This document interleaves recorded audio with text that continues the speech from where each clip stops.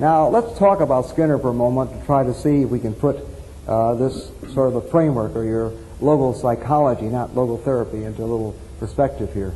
Now, what has bothered a lot of people is that he's taking a number of principles of shaping responses of human beings that really are very much the same as the principles that might be used to shape the behavior of animals, even pigeons.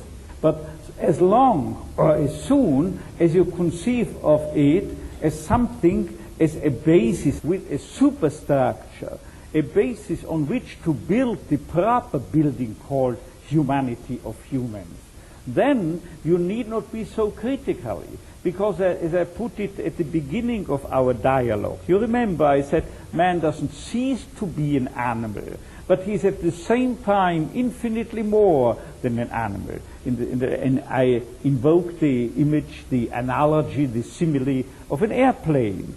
An airplane doesn't cease to be an airplane, although on the ground he may move like an automobile. The same holds for the human being. A human being has learning processes, conditioning processes. A human being can, if fallen mentally ill, be reconditioned in a healthy direction and so forth. And in this sense, Skinner and all the other behaviorists are absolutely right. But they must not stop. Or after they have delivered their message, after they have published their books, you and I need not stop and say that the whole story. But we have to recognize that in order really and totally to understand the human being, we cannot be spared entering the human dimension, the next dimension, to start into this very three-dimensional cube, as it were. And this becomes particularly important if we are confronted with questions such as, is there a freedom? Is there a dignity? Skinner did not move beyond freedom and dignity, but he stopped before freedom and dignity, because he programmatically restricted his view and his research by which he arrived at his view to the lower plane, which is of course shared with other animals. And so you will understand how come that I once reacted in a question-answer period to a student of Konrad Lorenz. Konrad Lorenz, who was tracing back the behavior, or better to say all types of misbehavior of drivers to certain innate releasing mechanisms and so forth along the lines of Lorentzian teachings. And then I stood up and replied, you know of whom you are reminding me? You remind me of a rabbi who once was approached by two people from his parish who were involved in a quarrel. The one contended that the other's cat had stolen and eaten up 2 pounds of butter, while the owner of the cat said, that's not only not true, it's sheerly impossible.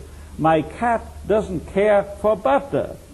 Now, it was up to the rabbi to pose as a Solomon and to come up with a final judgment in terms of justice, and he ordered the one, bring me the cat.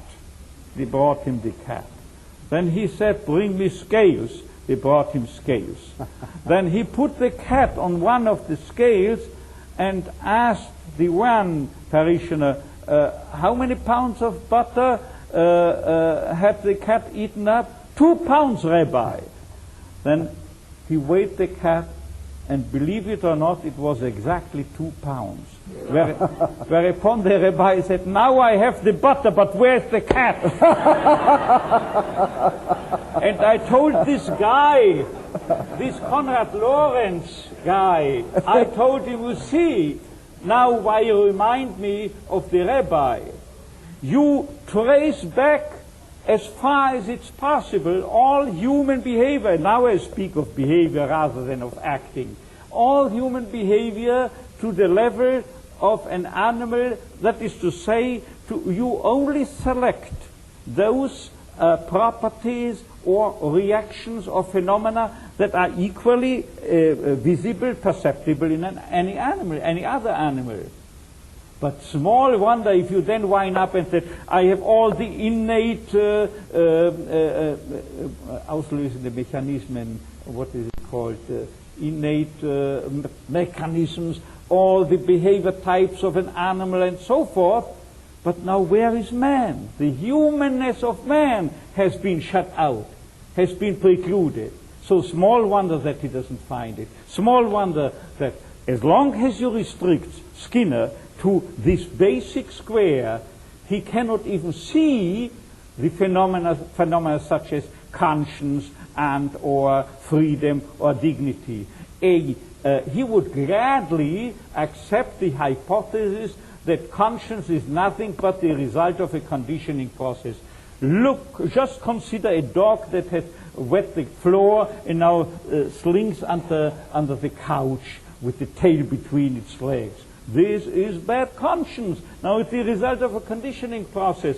He's absolutely correct. However, true conscience only begins where the fear of punishment or over against the hoping and longing for reward is no longer a determinant and the reason on which you build your decision to behave morally.